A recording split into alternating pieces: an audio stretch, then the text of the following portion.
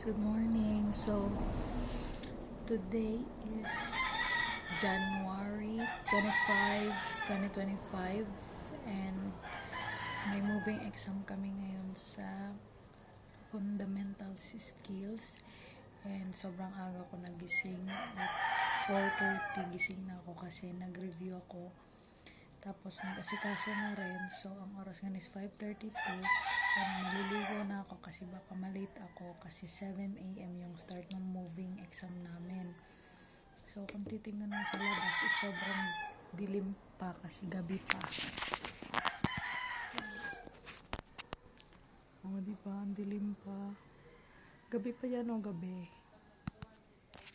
Nauna pa akong magising sa mga manok. Kasi nung nagising ako kanina mga 4:30, di pa sila nagtitik-tilaok.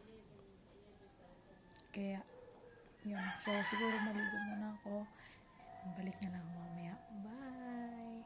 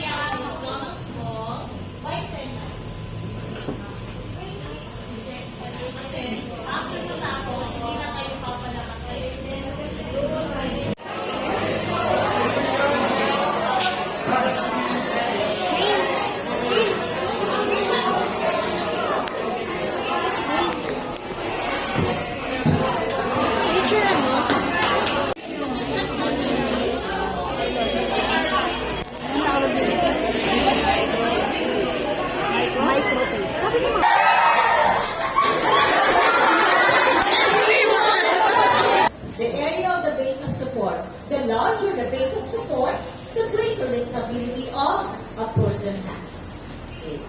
Or a person is more stable when standing on 2 feet than does a person standing on 1. Kanina po yung kaninang ano mas mabuti?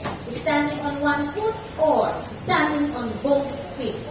Standing on both feet. Kung kayo po ay nakasabit, what is the best position ng foot ninyo? Nakaganyan ba?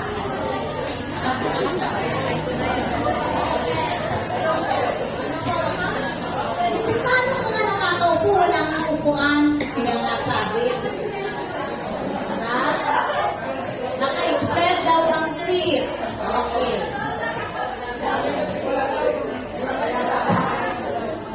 Okay, the best way, BNT, the best way is, feet apart or 1 foot forward. Yan po, para po biglang break pa ng si driver. Ano pa rin kayo? Balance pa rin. Hindi nyo yayakapin ang driver. Pero kung cute, pwede na operation to be performed or similar to that of the horizontal recumbent position. So, walang model. Next, these are Fowler's position.